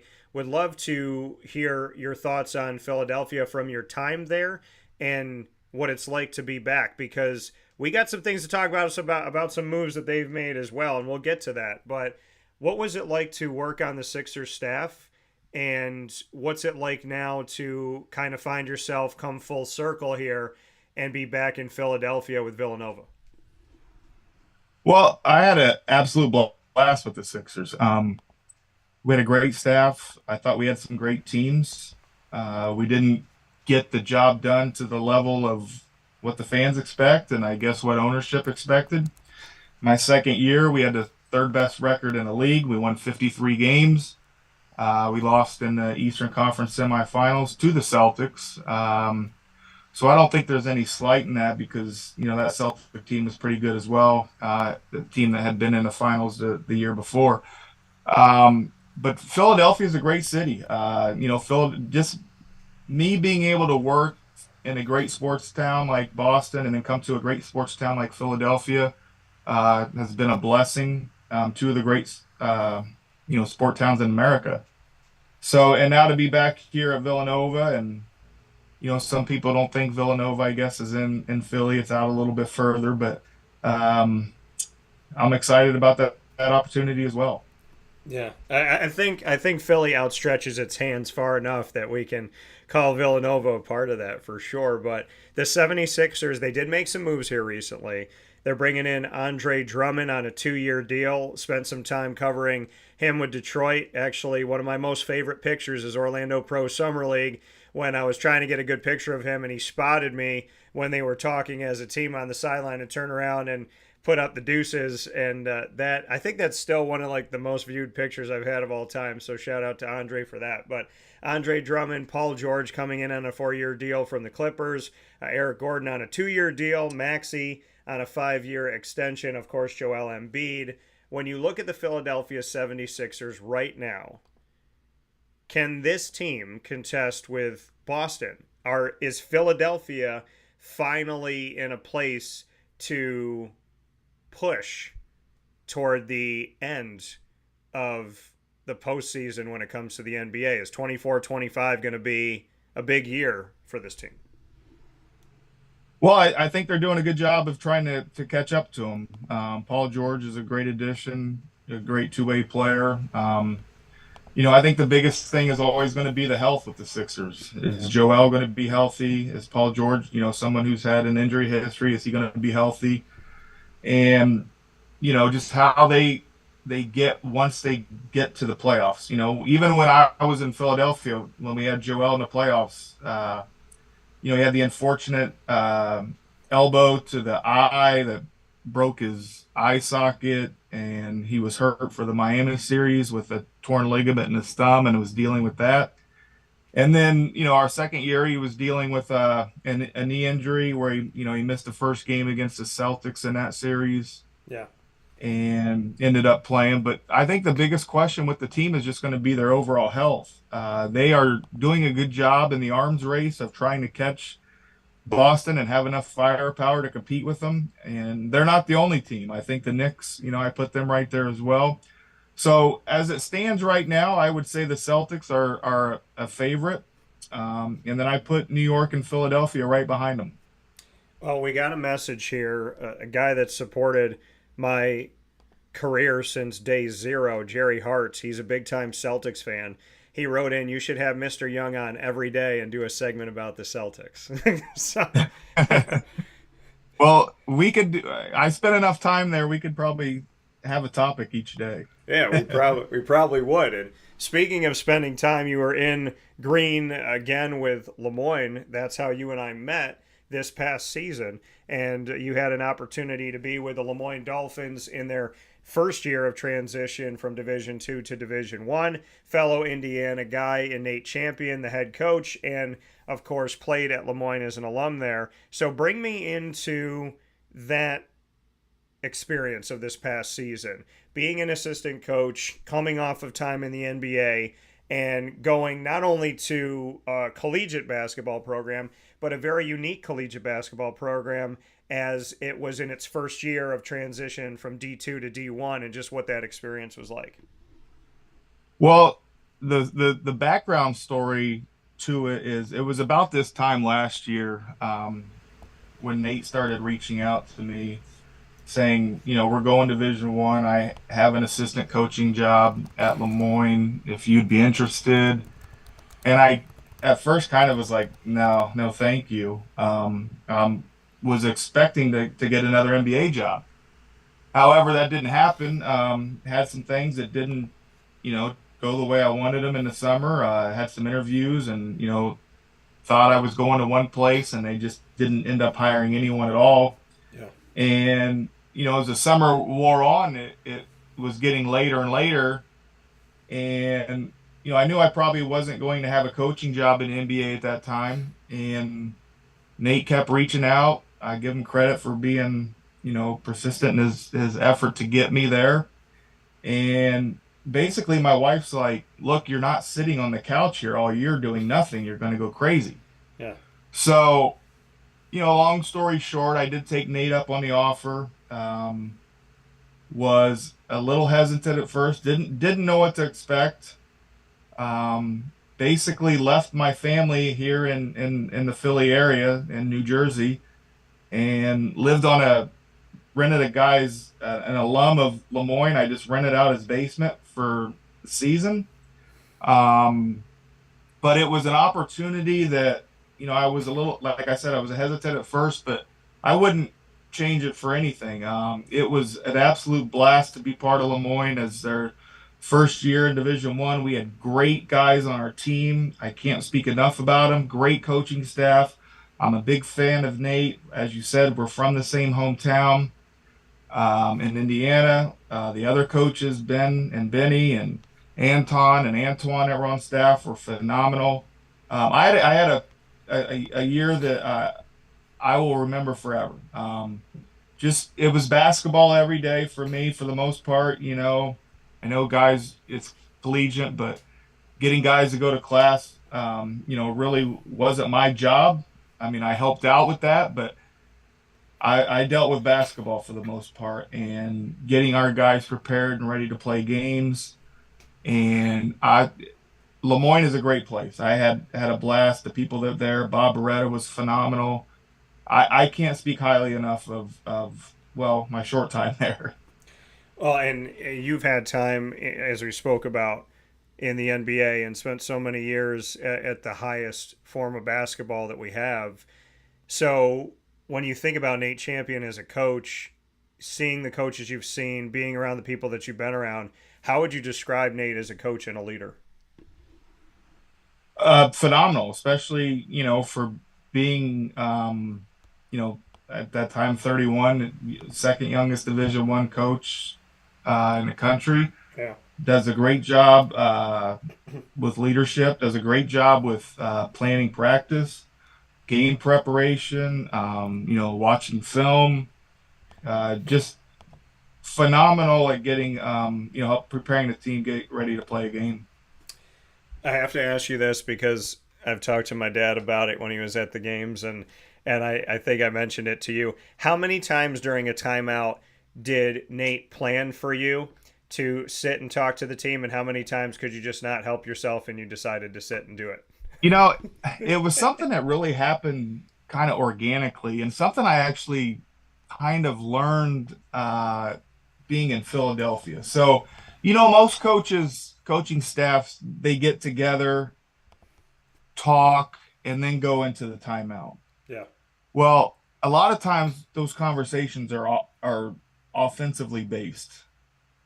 And I was, given the responsibility of kind of leading our defense. So I wanted to take that time right at the beginning of the timeout where, players are usually just sitting there waiting for the coach to come in the huddle to talk defense first. That's something that we did in Philly. Why, we had our defensive coordinator would talk to the team, once the timeout started. So it's kind of something that I learned in Philly, and just, at first I didn't know how it was going to go over. I didn't know if Nate liked it but I just did it, and it kind of just worked, and it kind of happened organically, like I said. And I told you that you have been the physical embodiment of my spirit toward the refs at times, with the redness of your face and the shy. And I think I did. I think one of the games my dad was at, you were shouting about something on defense, and I looked at my dad and I was like, I love this guy. So, but you're so passionate and so in it. And the thing is, I talk about this all the time with why do I do what I do? Because I love it. I love what I do, and I do what I love. You obviously love this, and you've been in it for so long, and yet it feels like not in experience are you young, but young in the sense of it seems like there's such a long runway, at least in my opinion, of your trajectory and your career. I feel like you're just getting started in the sense of I feel like we're going to see a lot more of you. Why do you still love it to this day? Well, I don't consider it work. I consider it just, part of, I enjoy competition. Yeah. I enjoy being on a team. I enjoy being part of a team. I enjoy competing against other teams, preparing. I enjoy the preparation part to prepare to try to beat someone. All those things motivate me. So I think that's probably the biggest thing. And, how long will I do this? I don't know what else I would do.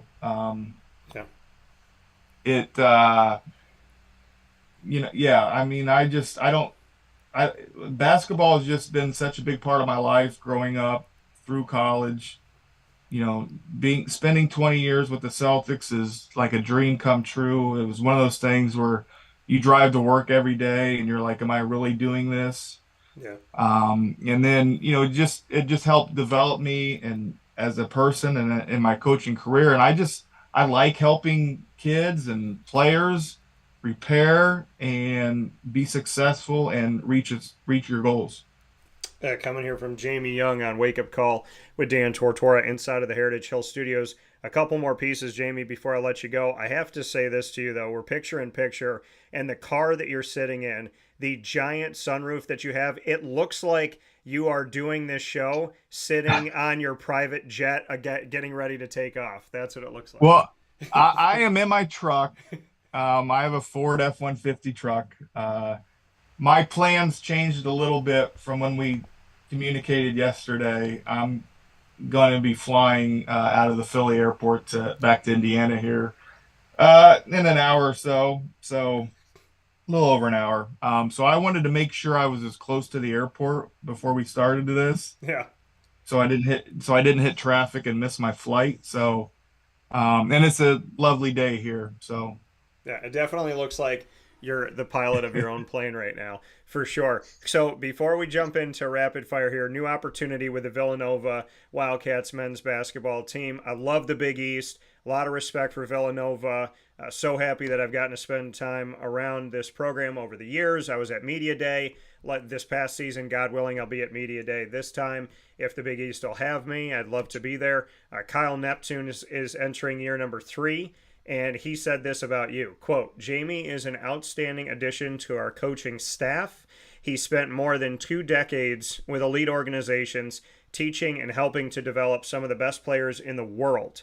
His knowledge and gift for communicating will only enhance our staff's ability to help our guys become the best players and men they can be, end quote. Kyle Neptune, opportunity at Nova, your thoughts? Well, I look at it very similar to my other, 2 opportunities in the NBA and then the opportunity at LeMoyne. It's an opportunity to get better as a coach. It's an opportunity to be part of a great organization. I've been very fortunate enough to be a part of the Celtics, which is, in my opinion, the greatest sports organization, obviously in the NBA. If you want to take it further, I think it's the best in all of sports, but I know Yankee fans and Montreal Canadian fans would probably argue and probably get a little argument from the Laker fans. And then even the Sixers. The Sixers is a historic organization. Being able to work with those 2 organizations was big. And now I get to do that at the college level because I look at Villanova as one of the top programs in the country basketball-wise with the history and the success that they had under Jay Wright. So I'm just very fortunate to be a part of this organization, this program, and learn from the players and the coaches that are here and give my input when it's needed and try to, get back to that, cutting down those nets.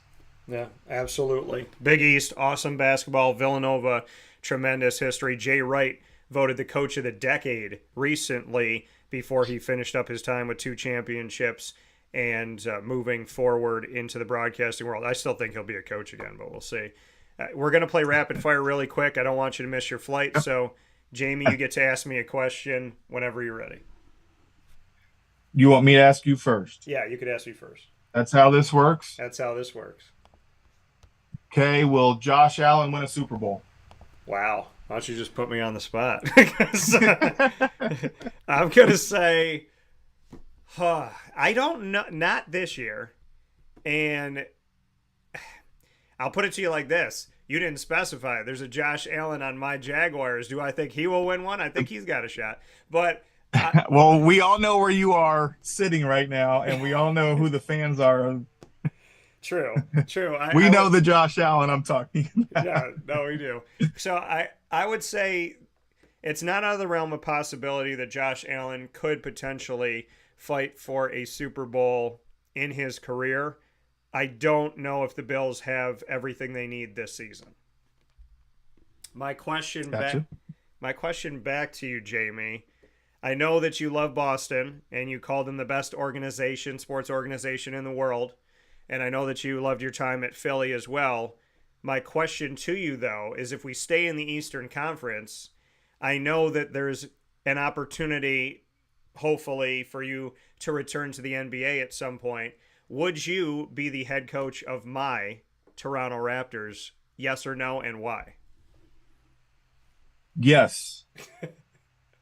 Why? I would be the head coach of any NBA team. There's only 30 NBA head coaches, and it is, in my opinion, a great privilege to be head coach of an NBA team. Yeah, listen, I want to see Jamie Young in Jurassic Park. That's what I want to say. What's your last question for me? Greatest Syracuse basketball player of all time. In my world, John Wallace, because he's my favorite. But greatest Syracuse basketball player of all time, probably Dave Bing. It's really tough. I mean, people would say Carmelo. He was there for a year. Obviously, they won a championship, but people forget about Hakeem Warwick. They forget about Jerry at times, which is like wild to me. But Josh Pace and the work that he did, Billy Edelin. But greatest of all time, I think, you can argue Billy Owens with his long time in the NBA. You can argue Derek Coleman with his time in the NBA. Dave Bing, one of the 50 greatest players in the NBA. So I'm going to say Dave Bing, but you have Sherman Douglas there as well. There's a lot of awesome talent, but meeting Dave Bing within this past year, getting to talk with him, shake his hand, and like man to man have just a conversation of my appreciation, and to get to tell him that I got one of his cards out of a pack when I was a kid and that I knew how good it was, and I like set that aside and put it away. I love the fact that I got to say, just so you know, when I was a little kid, I got a Dave Bing card and I'm like, oh my gosh, this thing's got to be worth something. And then to shake his hand and actually get to talk to him was really cool. Right. I think that's a great answer. My question back to you. All right, I'm going to keep it with basketball. Give me the top 3 best moves of NBA free agency this season.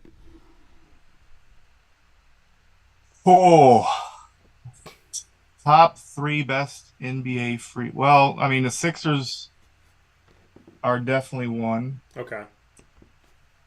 With Paul George. I think it wouldn't, I guess it's free agency. I know that the Knicks traded for Mikal Bridges, but I think re-signing OG Anunoby for them was huge. Yeah. And the third, I'm gonna say Klay Thompson to Dallas, because I think that shooting was obviously it was missed against the Celtics in the finals. They needed more shooting on the court.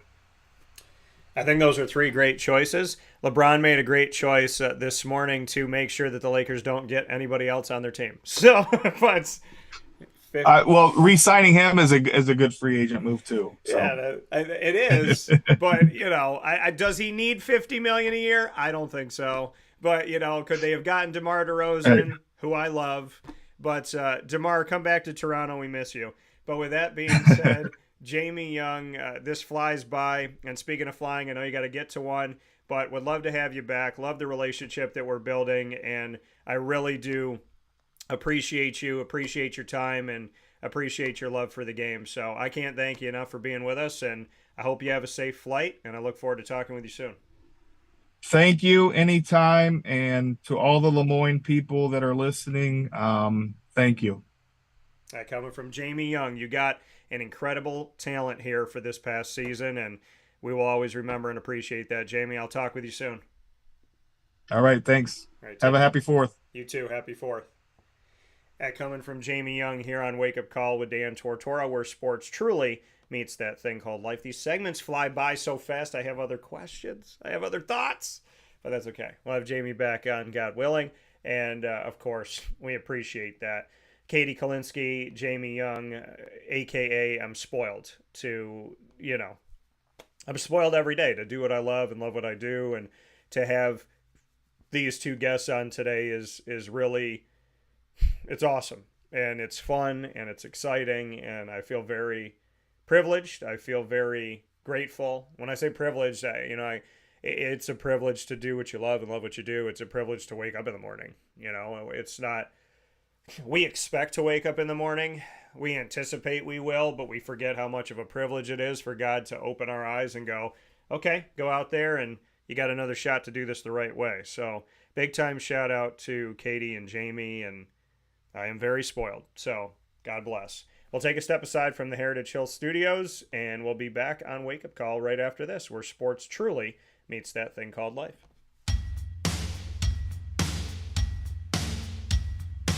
Central New Yorkers, you can now enjoy the taste of Heritage Hill award-winning craft beers, seltzers, and a full bar at 3 locations. Spend your weekends at their beautiful location in Pompey with its amazing views, sunsets, family, and pet-friendly facilities, as well as extensive private event areas. Get their taps, tonics, and tastes in their brand new North Syracuse location at Sweetheart Corner in North Syracuse, New York. When flying in and out of Syracuse Hancock International Airport, make sure to visit their Palladino Farms location. At Heritage Hill, they believe in supporting our community and are excited to now meet you where you're at and where you're going with their local farm-raised tastes. Find out more information at heritagehillbrewery.com.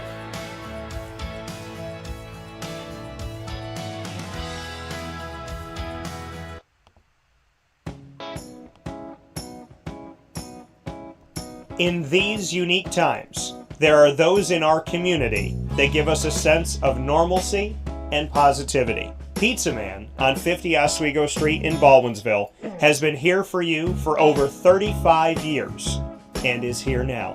Call 315-638-1234 or order online at pizzamanbville.com to bring those familiar tastes into your home. And remember to come see our monthly on-site broadcasts centered around the community and our Baldwinsville Bees.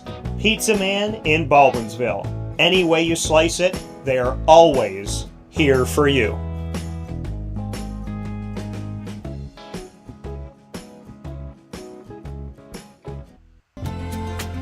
Looking for your next ride? Look no further than Great Lakes Honda City, located on 7140 Henry Clay Boulevard in Liverpool, New York. Serving our community for decades, their new and pre-owned vast array of vehicles are available to you Monday through Saturday on site. To search from home, shop at greatlakeshondacity.com. Call 315-365-5576 to set up an appointment. That's 315-365-5576 for Great Lakes Honda City, 7140 Henry Clay Boulevard in Liverpool, New York. Great cars, great people, Great Lakes.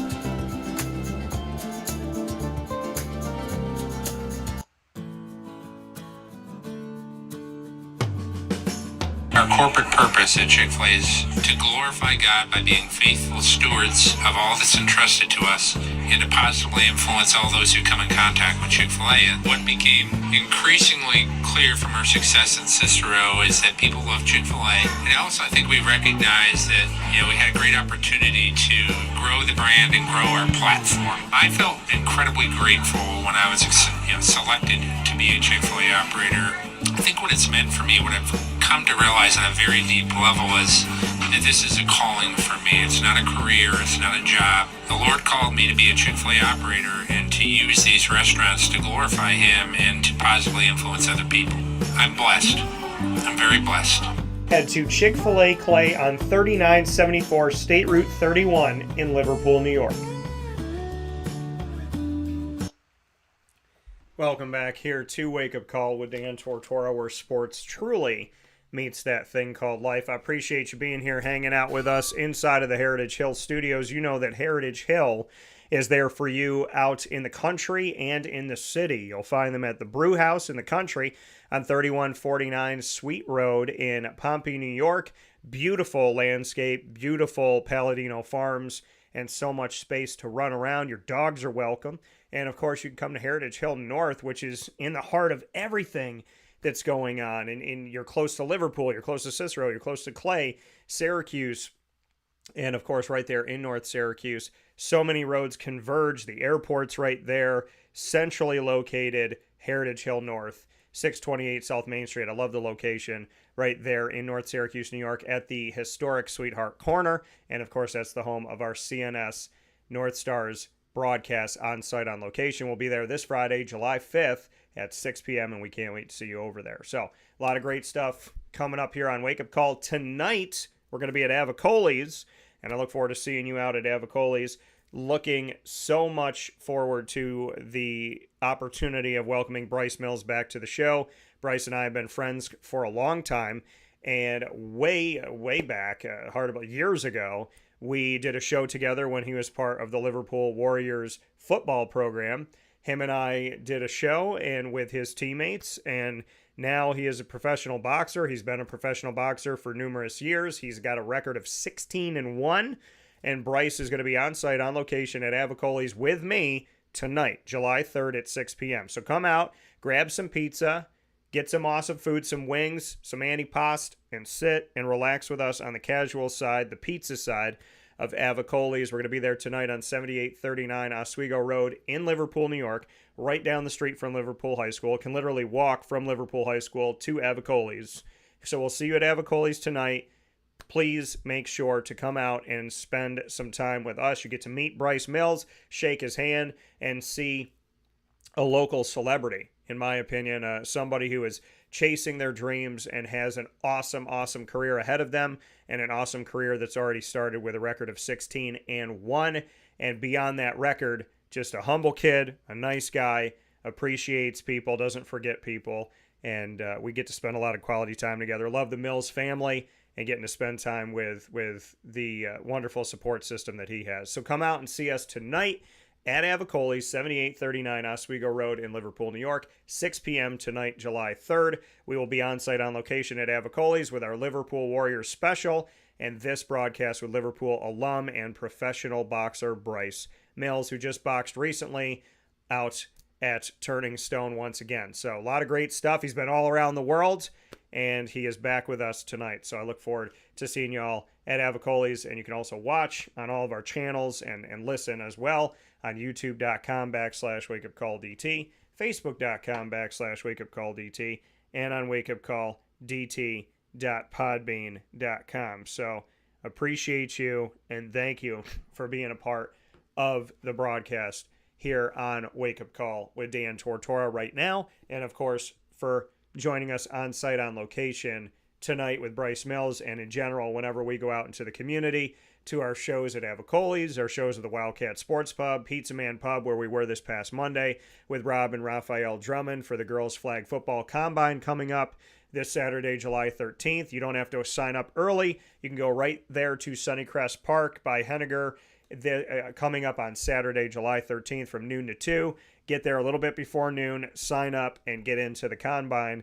And, of course, our shows that we do at Heritage Hill North will be there this Friday with CNS. So staying busy, staying in the community as always, and celebrating the amazing people that make up Central and Upstate New York and this entire world, as I have had the blessing from God that hard work does pay off.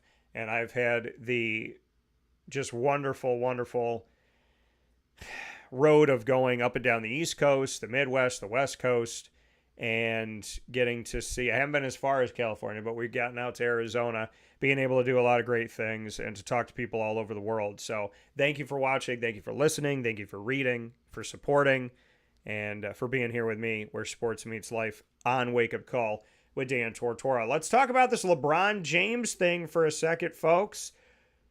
$50 million, 2 years, $104 million.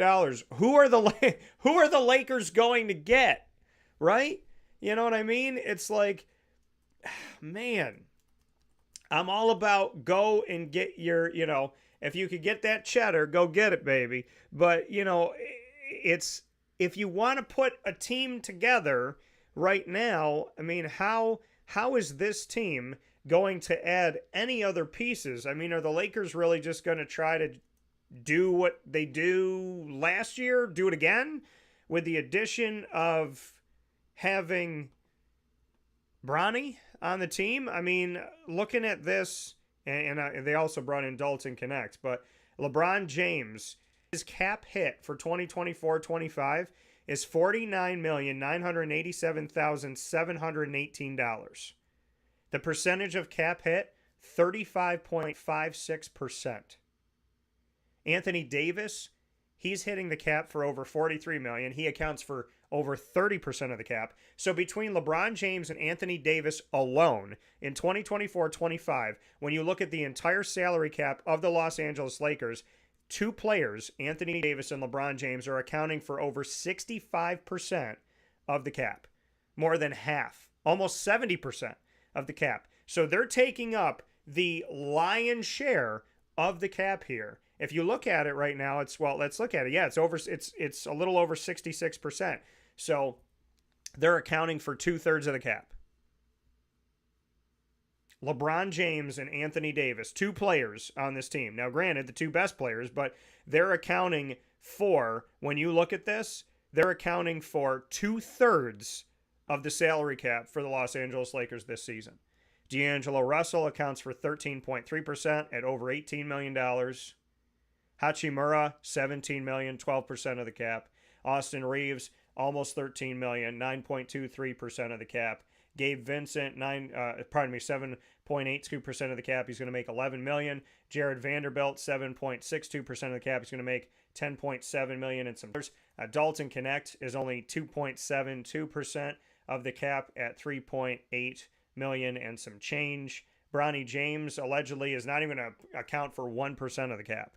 He's accounting for 0.82% of the cap, the lowest cap hit. So his father has the highest cap hit. He has the lowest cap hit. So in order for dad to make almost $50 million this year, Bronny James is accounting for 0.82% of the cap. He's going to make 1.15 and change million. It's $1,157,153. He is making the least amount of anybody on the team, below Maxwell Lewis, below Cam Reddish, below Jackson Hayes, below Christian Wood, Dalton Connect, who was drafted in the first round, below Jalen Hood, Shafino, and that's the entire cap there. So that's what we're looking at for the Los Angeles Lakers. LeBron James, Anthony Davis, D'Angelo Russell, Austin Reeves, Dalton Connect for some shooting, add in Max Christie. Is this enough? No. It's not enough to beat Boston. It's not enough to beat Dallas. Dallas just added Klay Thompson. It's not enough to beat Philadelphia, in my opinion. So, I mean, not that I'm sitting here saying that the Lakers are going to make it to the NBA Finals, because in the here and now, I don't think they will, but sweet mother, right? 66%, 2/3 of the entire Lakers' money, and giving some of it to his son, for goodness sakes. He's taking 35.56%. His son is taking 0.82%. The Lakers are like, we can give your son $1 million because we're giving you $49 million, almost $50 million this season. D'Angelo Russell, he's sticking around. He's got incentivized money too. There's another $700,000 out there potentially. But, I mean, for real, you got Hachimura, Russell, Davis, and James accounting for double-digit percentage. If I add all this percentage up, and I'm doing it with no calculator because I believe that we should continue to test our brains. That's how your brain stays strong. So if you add up four players on the Los Angeles Lakers for this upcoming season, Hachimura, Russell, Davis, and LeBron James, they're going to account for, so that's 25%, that's 90% of the cap. Everybody else, but this is a LeBron James team. This is a LeBron James team when he returned to Cleveland. This is a LeBron James team in Miami. This is a LeBron James team with LA. This is what happens when you play with LeBron. Everybody makes peanuts. And granted, I know people saying, Dan, $1 million. Some people will never see it in their lifetime. Most people will never see it in their lifetime, which is sad. LeBron James, well, I mean, look at this. Look at the cap. He doesn't need the money. Unless he spends money like wildfire, he doesn't need the money. I mean, you're taking money from your kid, literally, at this point. But it's like, what is this for? LeBron James craters teams. He craters teams. This is what, go back and look in history. It's an audition. When he went to the Lakers, everybody was on a 1-year deal. Somebody wanted to sign a 2-year deal, they let him go. Oh, we can't sign a 2-year deal. Oh my gosh, you're asking too much. When you play with LeBron James, it's American Idol.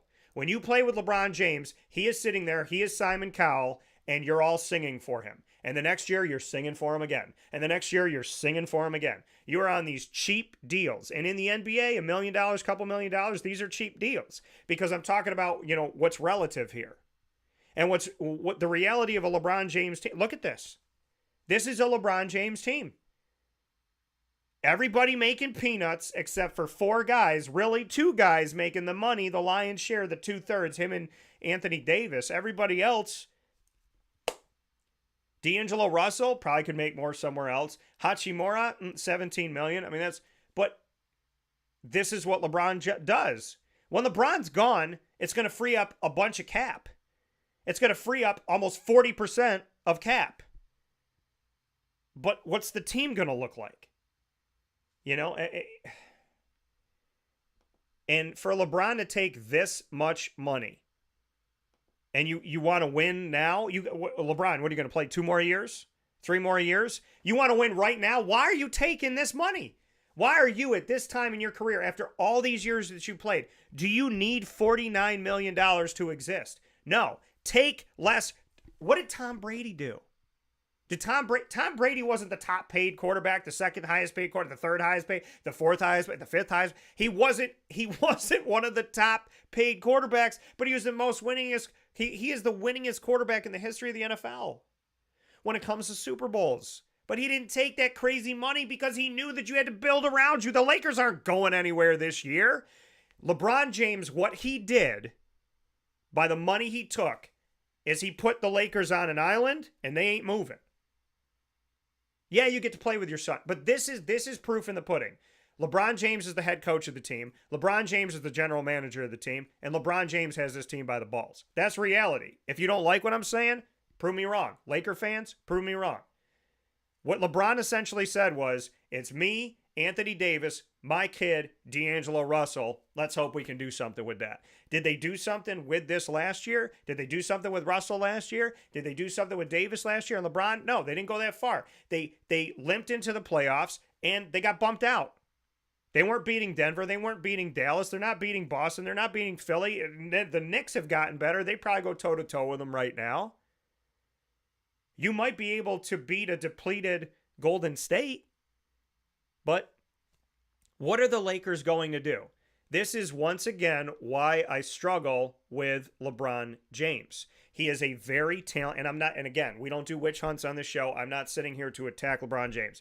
I'm stating something and I'm talking about a situation. And I would say this about anybody in the situation that was taking the money at this point in their career like this. Again, make your money, but do you really need to take 35.56% of the salary cap of the Los Angeles Lakers to give them essentially the same team that they had last year? So what's LeBron going to do? Look at Dalton Connect and go, you better make every shot or I'm going to cut you?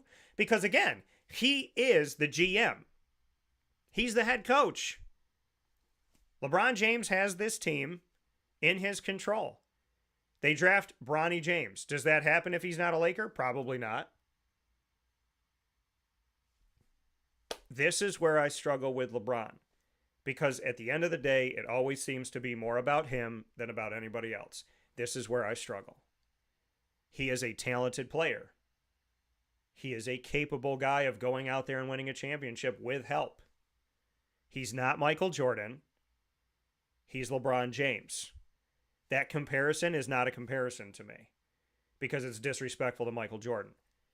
LeBron James, and what about Kobe Bryant, and what about Bill Russell? But that's a conversation for another day. Bill Russell has 11 championships. Michael Jordan and Kobe together have 11. Kobe with 5, Jordan with 6. LeBron is a talented player, but the selfishness and the greed is the reason why the Lakers aren't going anywhere until he's gone. And that's real. I'm sorry, Laker fans, but it's the truth. We'll take our final step aside. We'll be back right after this on Wake Up Call with Dan Tortora, where sports truly meets life.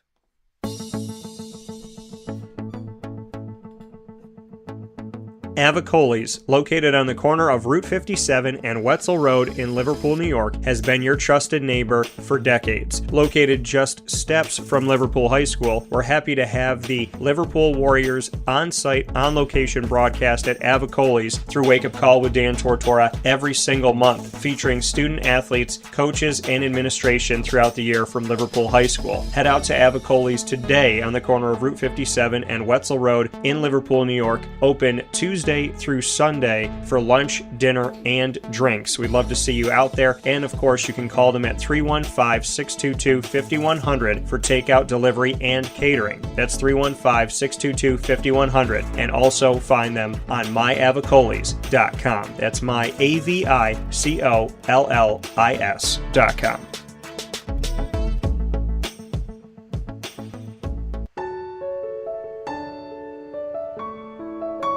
Having peace of mind when you're out of town that your furry-loving friend is safe and sound means taking them to Canine Campground, because we all know that when it comes to the love of our pets, it goes well beyond the call of duty to make sure they're safe and sound. Right, Lily? So take a ride to 242 Johnson Street in East Syracuse, New York, and see Canine Campground and where your dog will be staying in the classic cabin, the executive cabin, the grand cabin, or of course the luxury cabin, because if you know Lily, you know she loves luxury. Now you don't have to wait to the last minute to find a family member or a friend that'll take your dog for a few days. Call Canine Campground at 315-299-4013. That's 315-299-4013. Their drop-off and pickup times are Monday through Sunday. Check K9campground.com for more information. That's the letter K, the number 9, and campground spelled with a K.com. K9campground.com. When you're going out of town, bring your dog to Canine Campground.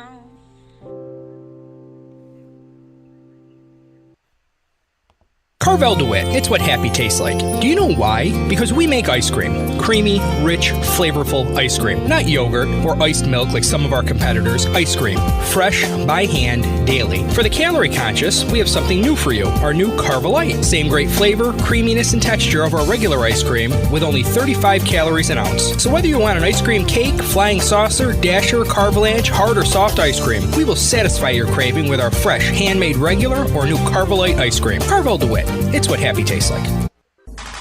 The Wildcat Sports Pub in Camillus, New York is located on 3680 Milton Avenue in the Home Depot Plaza. It is your family-friendly sports bar and restaurant. Folks, some sports bars aren't family-friendly. Some family-friendly restaurants are not sports bars. The Wildcat Sports Pub in Camillus, New York is proud to be both. It is that marriage that you've been looking for years. The Wildcat Sports Pub is your home base for your sports bar and restaurant needs, games for the kids, indoor and outdoor activities, and enough things on the menu to come back every single week and get to try something new. They're open Sundays from noon to 8 p.m., Monday through Wednesday, 11 a.m. to 11 p.m., and Thursday through Saturday from 11 a.m. to midnight. For reservations and party information, call 315-487-2222 for the Wildcat family-friendly sports pub and restaurant.